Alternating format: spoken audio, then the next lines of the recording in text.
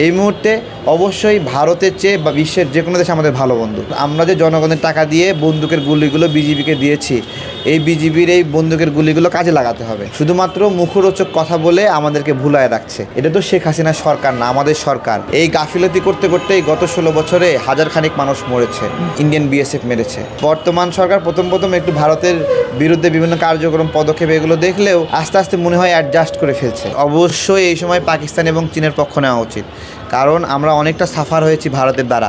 ভারত সেই বন্ধুত্বের জায়গাতে আমরা যে হাত বাড়াবো, সে হাত বাড়ানোর পরিস্থিতিতে নাই। এখন 7 সিস্টার নিয়ে আলোচনা হচ্ছে, আমরা মনে করছি তো সেগুলো স্বাধীন হয়ে যেতে পারে এই সময়টাতে।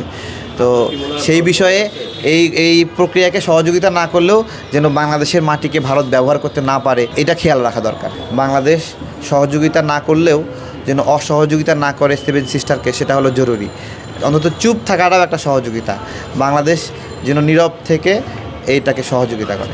বাংলাদেশের প্রথম 5D AI ইনভার্টার যুক্ত সর্বোচ্চ বিদ্যুৎ সাশ্রয়ী Jamuna air conditioner. Indian BSF এই এপ্রিলে 4 জন মানুষকে হত্যা করেছে এবং শুধুমাত্র ঝিনাইদহে 2 জন। গতকালকে যে হত্যা হলো আমাদের চোখে পড়ে নাই, পররাষ্ট্র মন্ত্রণালয় থেকে কোনো প্রতিক্রিয়া জানানো হয়েছে, আমরা এটা দেখি নাই। তাদের গাফিলতি আমরা মনে করছি। এই গাফিলতি করতে করতেই গত 16 বছরে হাজার খানিক মানুষ মরেছে, ইন্ডিয়ান বিএসএফ মেরেছে। তারা বলে চোরাচালান, বিভিন্ন কথা বলে যে বিএসএফকে হামলা করতে গেছে, বিভিন্ন কথা বলে, কিন্তু 27 জন শিশু তো মারা গেছে।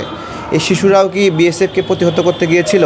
সরকার অনেক সুন্দর সুন্দর কথা বলে, আমাদের ভাল লাগে সেই কথাগুলো। তাদের তো অন্যান্য রুটিন কাজ আছে, তাই না? রুটিন কাজ আছে, বিভিন্ন দেশের সাথে সম্পর্ক, যোগাযোগ।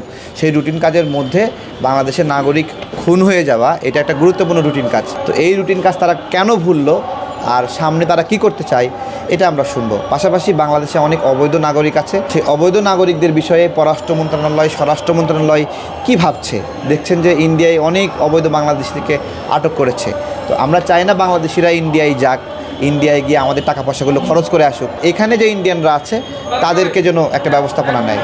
আমাদের সরকারের পক্ষ থেকে বলা হয়েছে আর পিঠ দেখাবে না। তো পিঠ দেখাবে না মানে মুখোমুখি দাঁড়াবে, এই তো। তাদের কাছে অস্ত্র দেওয়া আছে, বিজিবির যে ভাষা হওয়ার কথা বাংলাদেশের নাগরিককে রক্ষা করার জন্য, সেই ভাষায় কথা বলবে। কিন্তু সেই ভাষায় কথা বলছে এখন পর্যন্ত আমরা দেখি নাই। শুধুমাত্র মুখরোচক কথা বলে আমাদেরকে ভুলায় রাখছে। এটা তো শেখ হাসিনার সরকার না, আমাদের সরকার। তো আমাদের সরকার মানে কি? আমরা বন্দুকের মুখোমুখি দাঁড়িয়ে প্রতিরোধ করেছি, প্রতিবাদ করেছি, আমরা জীবনে ঝুঁকি নিয়েছি। তাহলে আমাদের সরকার তারাও এরকমভাবে ঝুঁকি নেবে, সেই ঝুঁকিটা যথাযথভাবে নিচ্ছে না। বর্তমান সরকার প্রথম একটু ভারতের বিরুদ্ধে বিভিন্ন কার্যক্রম পদক্ষেপ এগুলো দেখলেও আস্তে আস্তে মনে হয় অ্যাডজাস্ট করে ফেলছে। এটা স্মারকলিপিতে ওটাই লিখেছি আমরা, যে এই যে ঝিনাইদহে 2 নাগরিক হত্যা হলো এই মাসে, তারপরে আবার 4 জন হত্যা হলো এই মাসে। তা এখনও তো এই মাসটা শেষ হয় নাই, দেখা যাচ্ছে যে আরও 2-1 জন হত্যা করলে 5-6 জন হয়ে যাবে। তো এই বিষয়টা চলছে। তারপরে চীনের সাথে একটা সম্পর্ক, পাকিস্তানের সাথে একটা সম্পর্ক, এই বিষয়টাও এখন বিবেচনাধীন। এখন ভারত একটু বেকায়দায় আছে।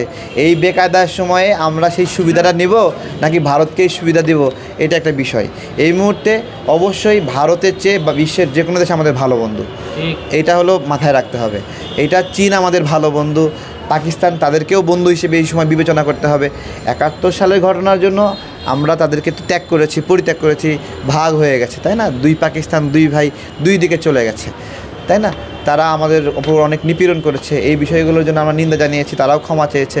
কিন্তু এখন বাংলাদেশের সার্বভৌমত্বের স্বার্থে চীন, পাকিস্তান, নেপাল, ভুটান, মায়ানমার, অপরাপর যে দেশগুলো আছে, এই দেশগুলোর সাথে আমাদের সম্পর্ক রিভাইজ করতে হবে। রিভাইজ করে নতুন সংজ্ঞা দিতে হবে এবং তাদেরকে আমাদের বন্ধুর তালিকায় নাম লেখাতে হবে। সীমান্ত হত্যা বন্ধ করা হলো। আমরা যে জনগণের টাকা দিয়ে বন্দুকের গুলিগুলো বিজিবিকে দিয়েছি, এই বিজিবির এই বন্দুকের গুলিগুলো কাজে লাগাতে হবে। এগুলো কাজে লাগালে সীমান্ত হত্যা বন্ধ হবে।